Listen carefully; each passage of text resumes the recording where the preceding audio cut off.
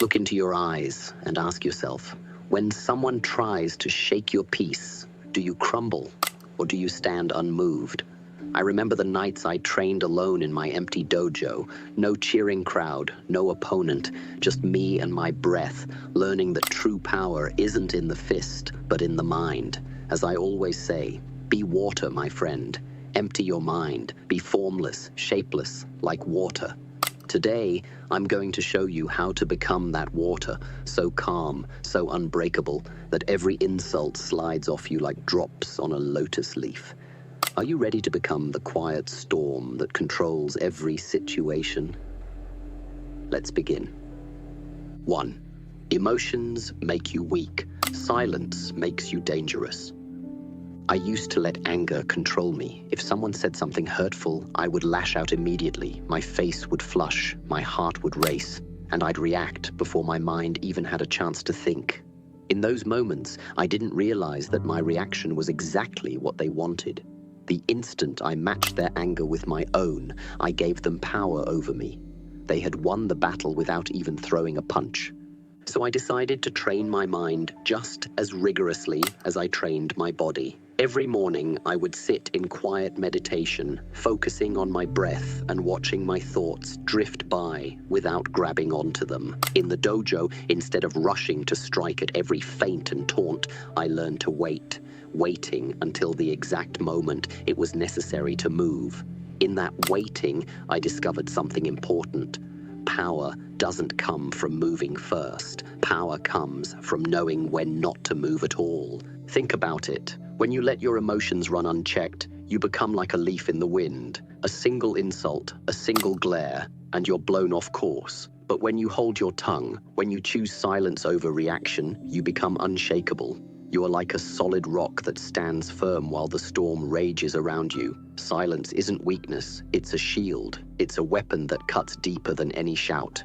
When someone tries to provoke you, maybe they rant on social media, or they criticize you behind your back, or they confront you in person, your first instinct is to defend yourself, to argue, to show them they're wrong. But every time you speak out of anger, you lose a piece of your advantage. You give away your calm. You let them see the strings that move you. Instead, train yourself to close your mouth, lower your gaze if you must, and feel the urge to respond bubble up. And then let it pass. Keep your silence. In that silence, they will sense they have no grip on you, and their words will lose their power. You may think staying silent means you're letting them win.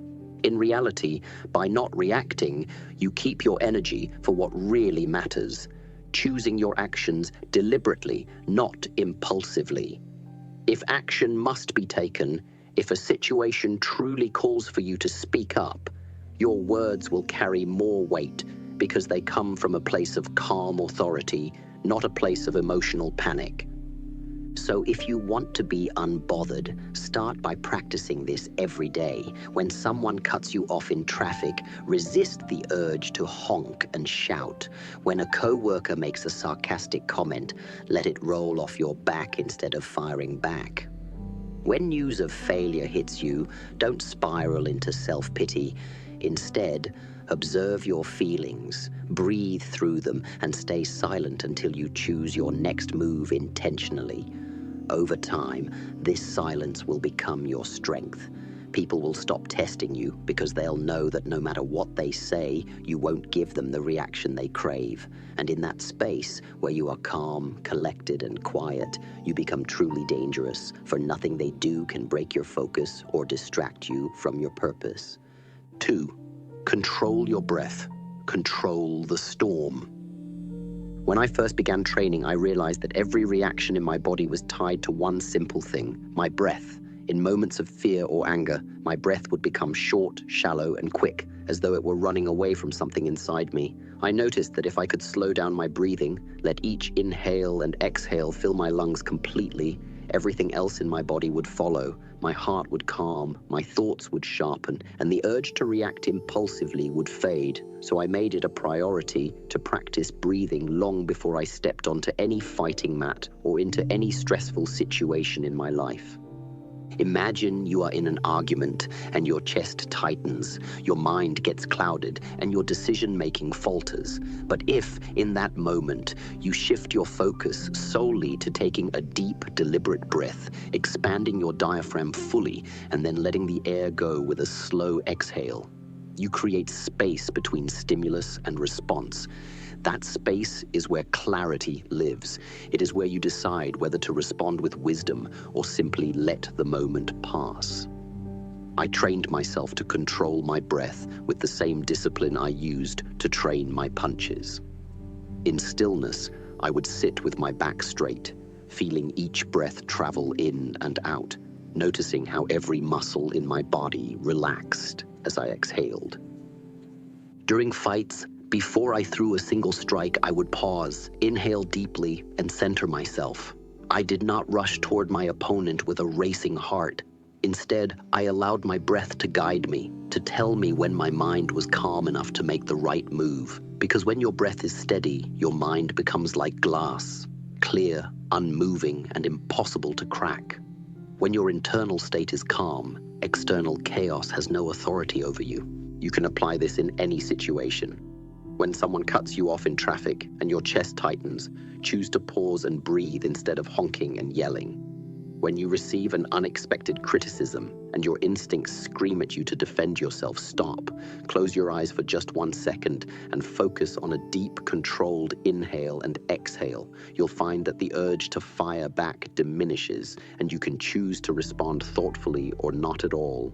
Over time, this simple practice transforms your entire approach to stress. The storms that once made you panic will become mere breezes because you have learned to control the one thing that connects your mind and body, your breath. 3. They can't trigger you if you don't give them access. Most people believe that when someone says something hurtful to you, an insult, a snide remark, or a sarcastic jab, they automatically have the power to wound you. I used to think the same. Early in my career, I spent too much time trying to prove myself to everyone around me. If someone doubted my abilities, I felt compelled to argue, to show them I was stronger, faster, smarter. But every time I engaged, I handed over a piece of my calm. I let their words infiltrate my mind and dictate my emotions. In those moments, they didn't just insult me, they controlled me. Over time, I realized there is a simple truth. Nobody can disturb your peace unless you allow them to. Think of your mind as a fortress behind a heavy door. When you hear criticism or see jealousy in someone's eyes, you don't have to fling that door open and let them walk inside. Instead, you can remain behind the walls you built with discipline and self-awareness. For me, this meant understanding that if I refused to validate someone's attempt to provoke me, if I refused to meet their anger with my own, I kept control of my inner citadel. They could hurl every insult they wanted, but without my reaction, their words fell flat. The first step in this process is recognizing your triggers. Everyone has certain buttons. Maybe it's a comment about your skills, a slight about your background, or a sarcastic laugh when you fail. Identify exactly what makes you flare up. Once you know your triggers, you can anticipate them. For example, early in my martial arts journey, people would mock my physique or the fact that I was mixing different styles. My instinct was to lash out or push myself harder to prove them wrong. Instead, I learned to pause and remind myself, their criticism is about them, not me. By refusing to take their remarks personally, I stripped their words of power. They had no access to my calm because I never gave them a key. Next, you must cultivate emotional detachment. This doesn't mean you become cold or uncaring. It means you view provocations as neutral events, like weather passing by, rather than personal threats. Imagine someone tries to drag you into a shouting match. You can see their anger as smoke rising from their own fears and insecurities. It has nothing to do with your worth. Train yourself to observe their behavior without labeling it right or wrong, good or bad. It simply is. When you react emotionally, you're essentially validating their attempt to unsettle you. When you observe without reaction, you remain the observer, calm, measured, and unshakable. Another technique is setting clear mental boundaries. In training, I learned not to let my opponent's feints or taunts affect my strategy. In life, do the same. When someone tries to pull you into their drama, whether at work, on social media, or in your personal circles, set an internal rule that you will not engage on their terms. If they try to bait you, respond with a simple nod or a brief, "I see," and then redirect your focus. You might say, "I appreciate your perspective, but I choose to focus on solutions rather than arguments," and then move on. You're not ignoring them out of spite. You're protecting your mental territory. Over time, people will realize that while they can attempt to provoke you, they cannot succeed unless you let them. Empowerment through self-reliance is another key principle. Early on, when I gained success, some people around me, other fighters, critics, or even well-meaning friends, would question my methods. "Why are you mixing Wing Chun with Western boxing? Why don't you follow tradition?" If I had let those criticisms derail me, I might never have developed Jeet Kune Do. Instead, I trusted my own judgment and experience. I understood that self-reliance isn't arrogance, it's respect for your own journey. When you rely on your inner guidance rather than seeking constant external validation, you automatically reduce the access critics have to your confidence. You stand firm because you trust the training you've put in, whether that's years of martial arts practice or years of disciplined study in your field. Lastly, remember that true confidence is quiet. It doesn't need to announce itself. If someone tries to shake you, let your silence and steady gaze speak for you. In my fights, I rarely wasted energy on trash talk. My calm composure intimidated opponents more than any shout ever could. In daily life, a calm exterior tells others that no matter what they throw at you, anger, jealousy, sarcasm, you remain in control. They may continue their attempts, but they will quickly realize they are swinging at a wall. Eventually, most people stop trying when they see you won't react. Nobody can trigger you unless you hand them the tools.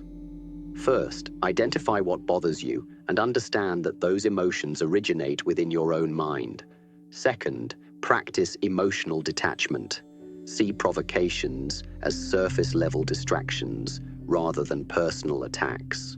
Third, set mental boundaries by choosing not to engage on others' terms. Fourth, cultivate self-reliance. When you trust your own path, others' opinions lose their grip. Finally, embody quiet confidence. Let your stillness be the barrier that keeps negativity at bay. In this way, you truly remain unbothered and you control every situation by reacting to nothing. 4. Become a mirror. Reflect, never absorb. In combat, I discovered early that raw force without control is wasted energy. When my opponent threw a punch, if I met it head-on, I risked being knocked off balance. But when I learned to become like water, responding to force by redirecting it rather than blocking it, I gained an advantage. The principle is the same off the mat. People will cast their anger, negativity, or criticism toward you, hoping you'll catch and carry it. If you absorb their energy, you become weighed down, confused, and distracted. Instead, strive to be like a mirror. Take what is coming at you, reflect it back, and do not let it settle on your mind. Imagine someone at work speaks harshly to you, assuming you will flinch or respond. If you respond in kind, you have absorbed their negativity and allowed it to influence your emotional state. You have handed them power to shape your mood and derail your focus. Instead, picture yourself holding up a mirror to their words. You acknowledge their presence. You see them speaking, but you do not internalize what they say. In that moment, you reflect their energy without letting it absorb into you. You might think they are projecting their frustration. That's on them, not me, and then continue calmly with your work.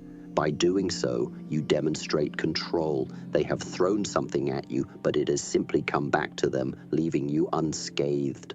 Becoming a mirror takes practice.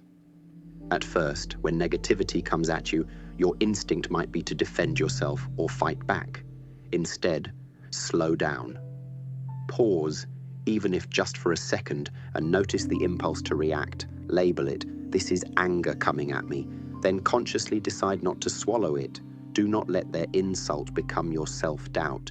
Do not let their rage become your anxiety. Keep your eyes steady. Maintain a neutral expression and let their words hit the invisible glass wall of your calm mind. You neither push back with equal force nor crumple under their pressure. You simply stand firm and let their words rebound.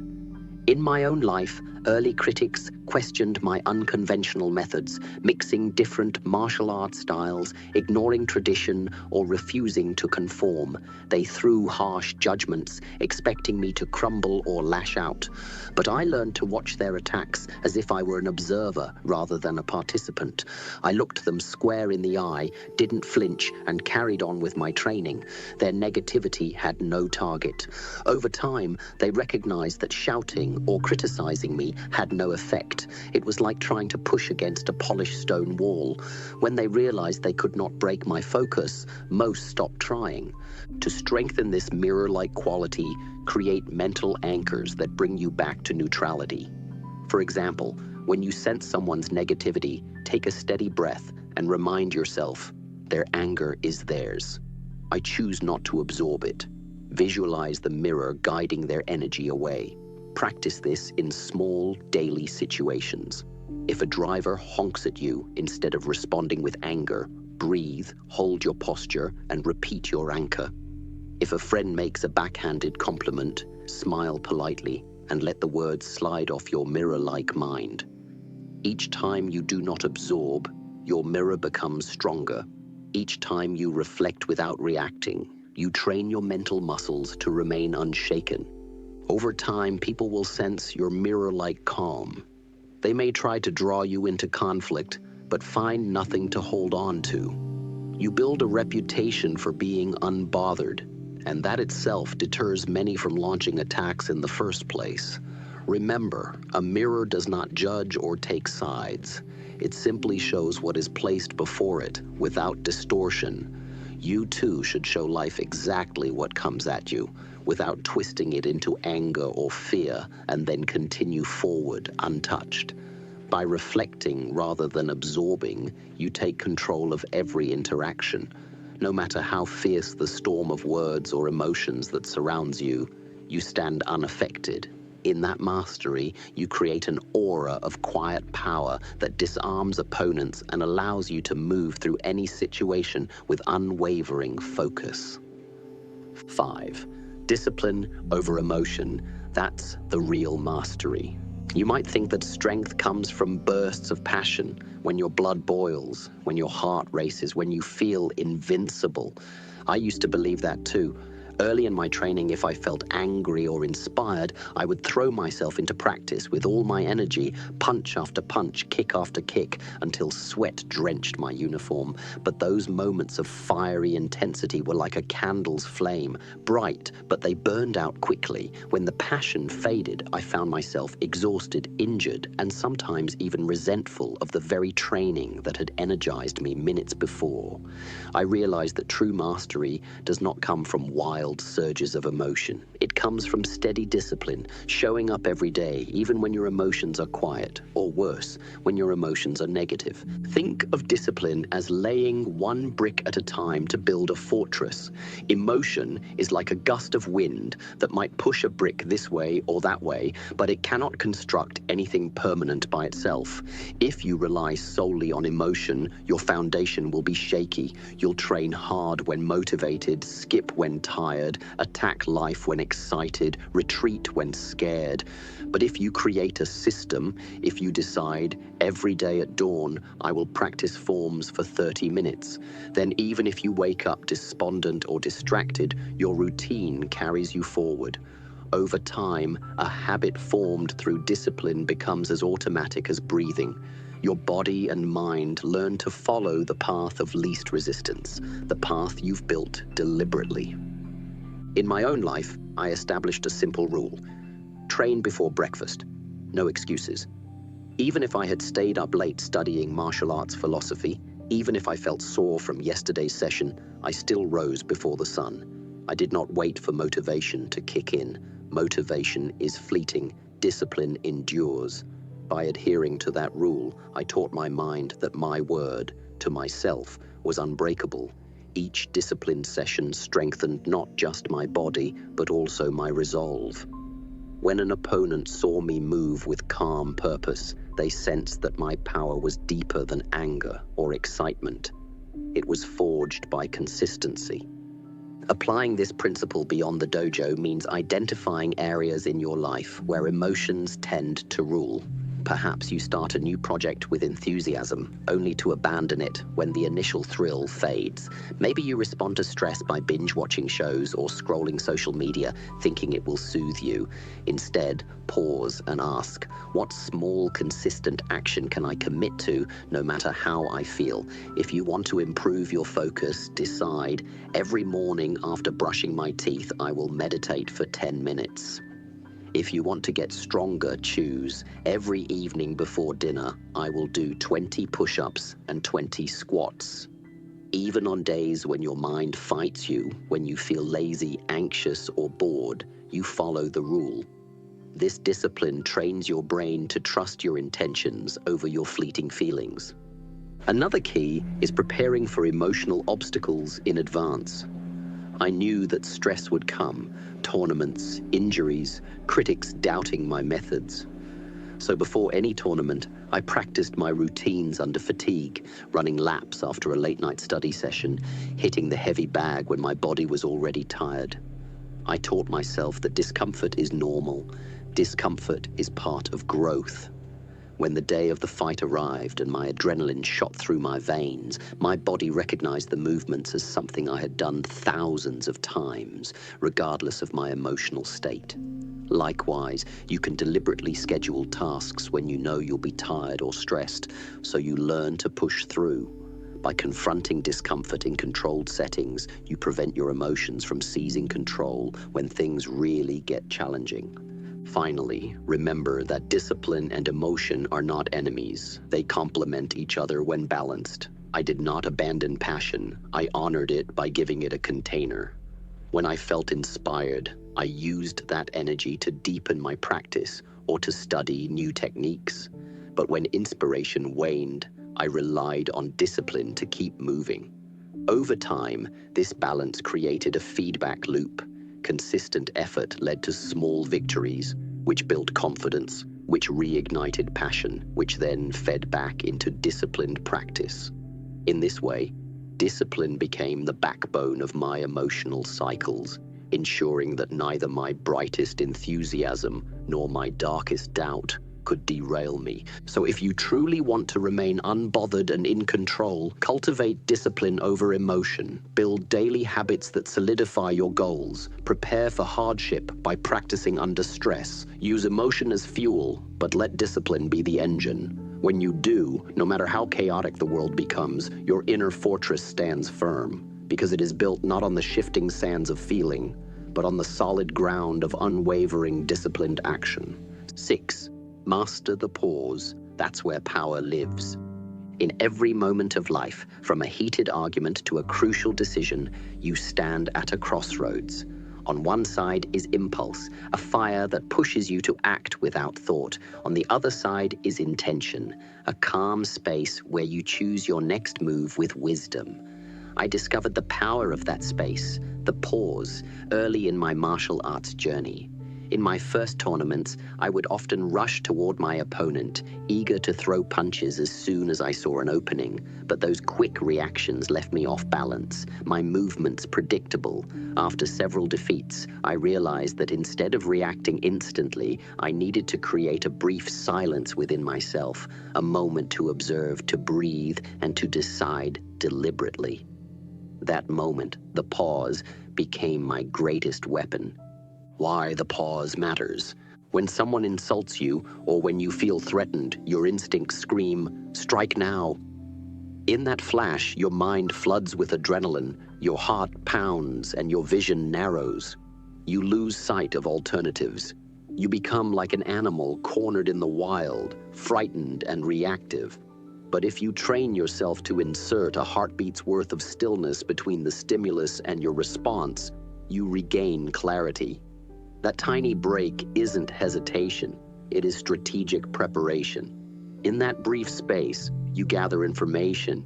You hear not only the words of your opponent, but also the tone, the intent, the tension in the air. You feel the rhythm of your own heartbeat and the rise and fall of your breath.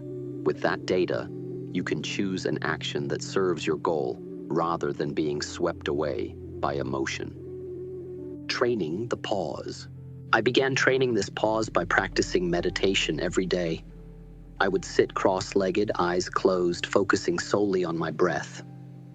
Whenever a thought or feeling arose, "I'm tired, I'm sore, I should skip training," I simply observed it, like a cloud drifting across the sky, and returned my attention to the inhale and exhale. Over weeks, that discipline taught me to recognize the first flicker of reactivity, the moment my mind caught fire, and to gently return to stillness.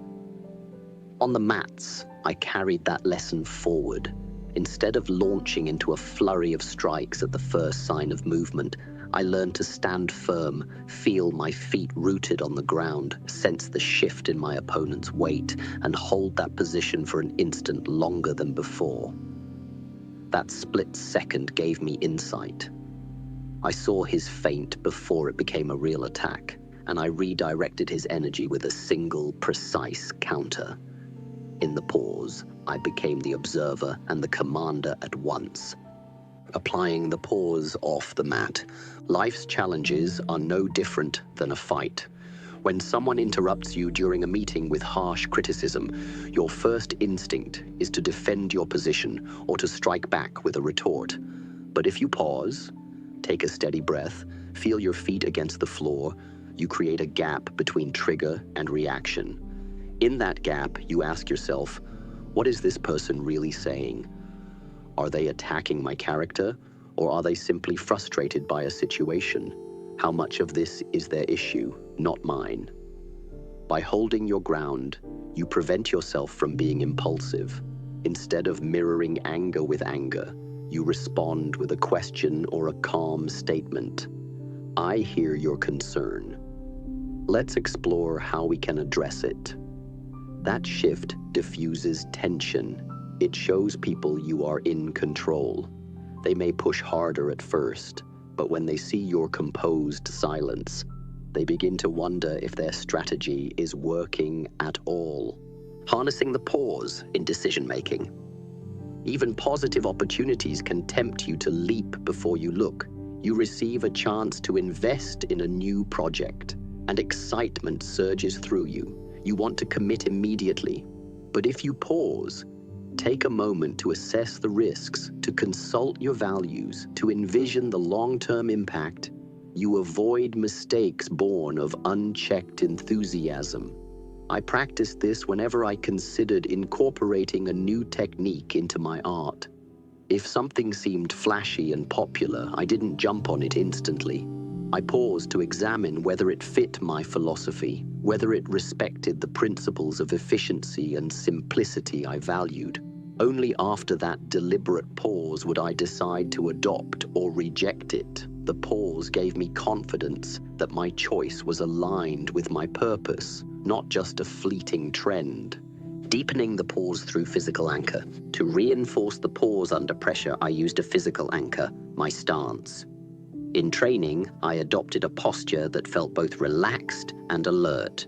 Knees slightly bent, feet shoulder-width apart, shoulders down, gaze forward. Whenever I sensed my mind rushing or my emotions rising, I reconvened in that stance. Physically feeling the weight of my body distributed evenly grounded me, reminding me to breathe and observe. You can create a similar anchor. Maybe it's placing both feet flat on the ground and squeezing your toes lightly. Maybe it's resting your fingertips on your chest. Whatever feels natural, practice returning to that position whenever you want to pause. Over time, when tension spikes, your heart races or your mind wants to react, you'll instantly feel the anchor and remember to insert the pause. When the pause becomes second nature. A powerful moment happened to me during a match when my opponent managed to push me to the edge of the mat and lashed out with a flurry of kicks. In the past, I would have matched his speed punch for punch, risking exhaustion. But this time, I felt the familiar surge of tension. Immediately, I returned to my anchor, feet rooted, breath steady, eyes soft. In that instant of stillness, his pattern revealed itself. I saw his hip shift before each kick. Instead of reacting, I guided his leg past me and delivered a single, precise strike that ended the match. The crowd gasped, not because my strike was flashy, but because they felt the calm that preceded it. That calm, the pause, was my power. In everyday life, you may not be facing literal punches, but you encounter emotional kicks, deadlines looming, disagreements flaring, temptations shouting for your attention. By mastering the pause, you handle each situation with deliberate action. Instead of reacting to an email full of criticism by firing off a heated response, you step back, breathe, review your words, and then craft a reply that addresses issues without inflaming the situation. Instead of snapping at a loved one who says something hurtful, you hold that breath, feel your body steady, and respond with compassion once anger subsides. Exercise to strengthen the pause. Mindful breathing break. Several times a day, set a timer for 30 seconds. Close your eyes, if safe. Place a hand on your chest and focus solely on the rise and fall of each breath. When the timer ends, observe how your posture and mindset feel. Trigger identification. Keep a small journal. When you notice yourself reacting impulsively, snapping at someone, rushing a decision, write down what triggered you, what impulse you felt, and whether you paused or not. Over days, patterns emerge. You see which situations demand deeper practice of the pause. Anchor practice. Choose a physical anchor, feet grounded, fingertips on chest, or resting palms on your thighs. When stress appears, intentionally assume that posture and breathe deeply. Practice this in low-stakes contexts, waiting in line, listening to a minor irritation, so that under pressure, returning to the anchor becomes automatic.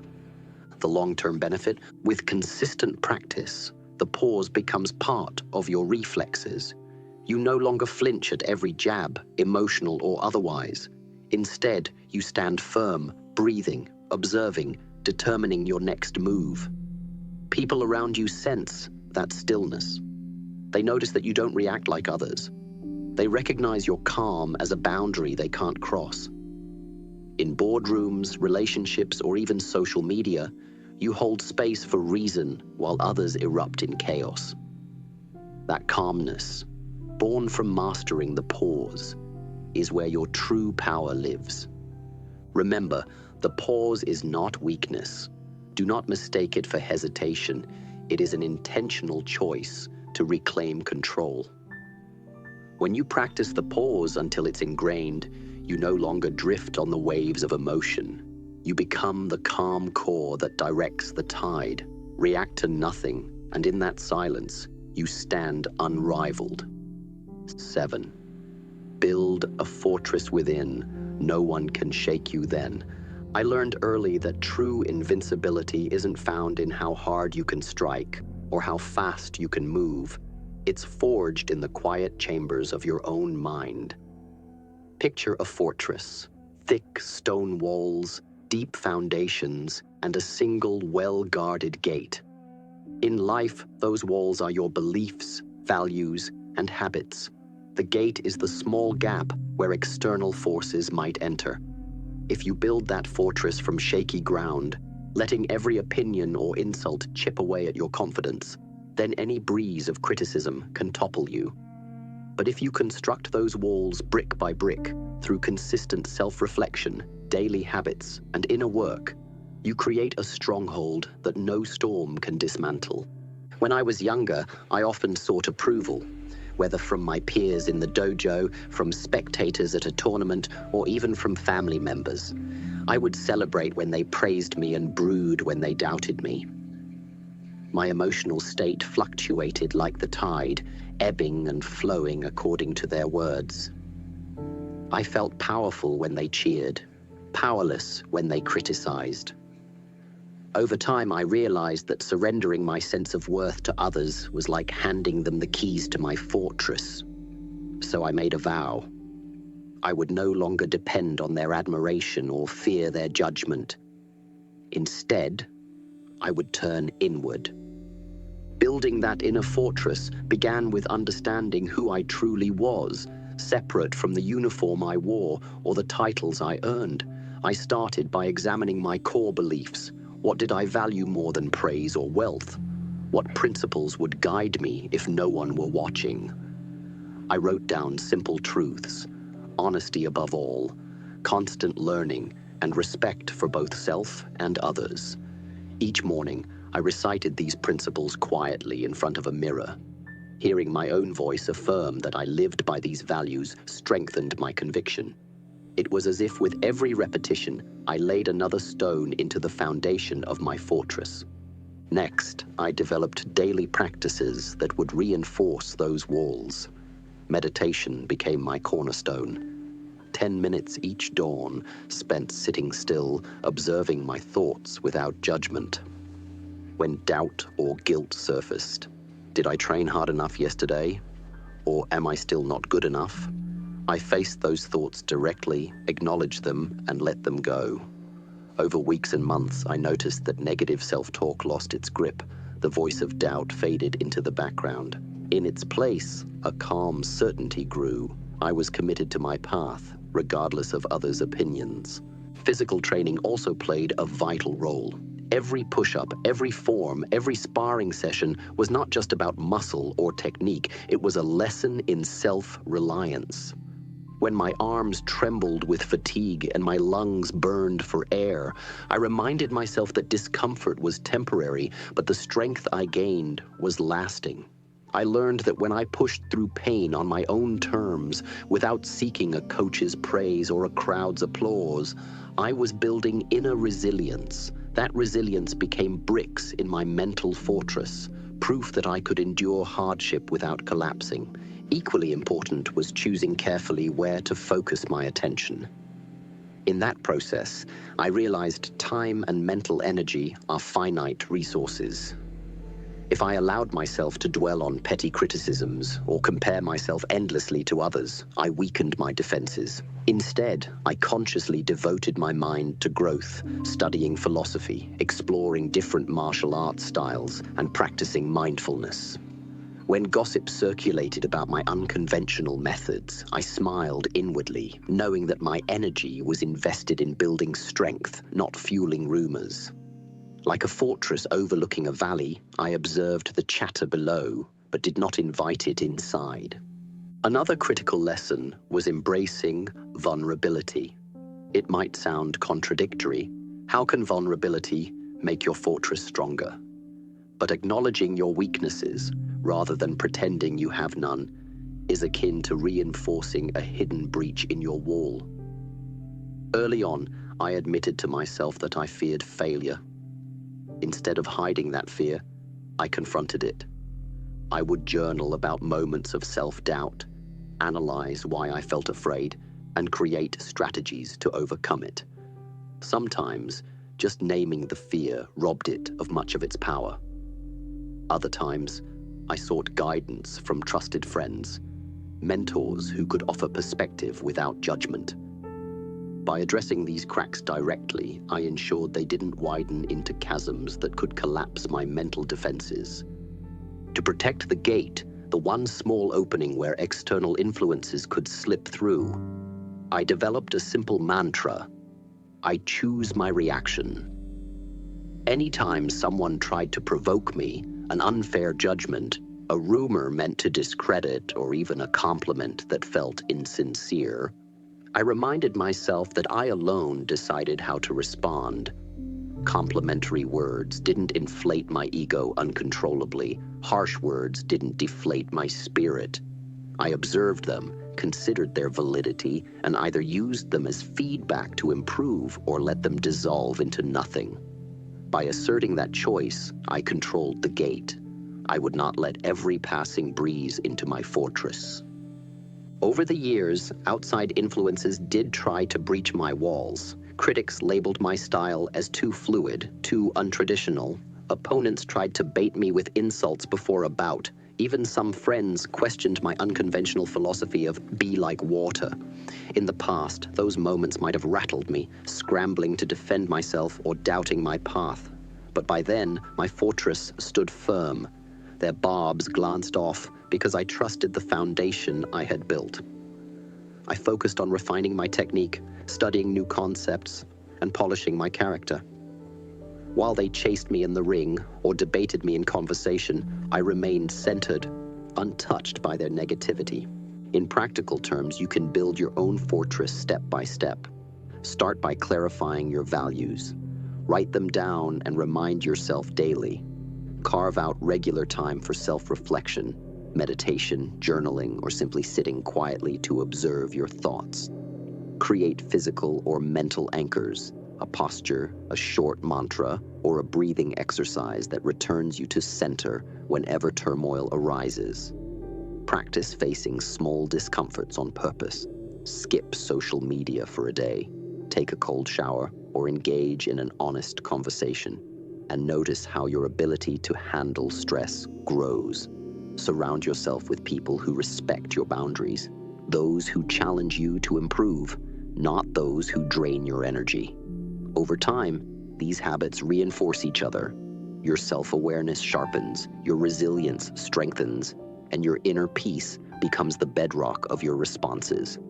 Remember, a fortress built on sand will crumble at first tide. A fortress built on solid stone, formed by repeated acts of self-discipline, honest introspection, and unwavering commitment, stands for centuries. When you reach a level where no opinion, no setback, no failure can shake your core, you become unbothered. You walk into any room, any relationship, any challenge, and you are not swayed by fear or praise. People will sense your stillness. They may try to provoke you, but you remain like a mountain, unmoved by the winds.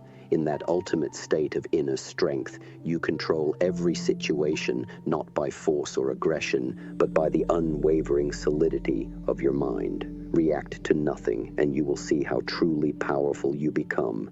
So now you have 7 principles, 7 ways to transform every insult, every challenge, every storm into an opportunity to stand firm. Emotions do not control you. Silence becomes your shield. Your breath anchors you. You deny others the keys to your peace. You reflect without drinking in their poison. You choose discipline over fleeting passion. You embrace the power of the pause. And you build an inner fortress so strong that no gale of criticism, no wave of doubt can sweep you away. It may sound like an extraordinary path, but remember, a single step begins every journey. You don't have to master all these lessons overnight. Start by noticing your reactions. The next time someone tries to provoke you, pause and breathe. Feel how that tiny gap returns control to you. Practice saying nothing when your ego screams to speak. Watch how your calm frustrates the critic more than any argument ever could. Each day you reinforce your inner walls, brick by brick, breath by breath, moment by moment. When I first embraced these principles, people thought I was indifferent or aloof. They saw my quietness as weakness. But in truth, I was simply reclaiming power, the power to remain centered, even when chaos swelled around me. Over time, that stillness became my identity. I didn't need to prove myself to anyone. My silence, my focus, my unwavering stance said more than any shout ever could. You can do the same. Picture your mind as a fortress, your breath as the gatekeeper, and your discipline as the mortar that binds each stone. Feel the strength that comes when you refuse to be moved by petty provocations. Recognize that when you control yourself, you control every situation. Others may try to bait you, yet you stand like a mountain, rooted, unshakable, and calm. And never forget, true mastery is not about domination over others. It is mastery over yourself. When you refuse to react, you free your mind to think clearly, to act purposefully, and to navigate life with intention rather than impulse. No matter how fiercely the world rages, you remain the still center. In that silence, you discover the greatest power, the power to choose your response, the power to shape your destiny, and the power to live unbothered. So go forth. Train your mind as you train your body. Cultivate these lessons until they become second nature. Let your silence speak volumes. Let your breath guide your actions. Let your fortress stand strong no matter what assails it. React to nothing, and in that space of stillness, you will learn to control everything. Be like water, my friend, calm at the center, yet capable of taking any shape. Flow through life's challenges unshaken, and remember, the greatest victory is victory over self.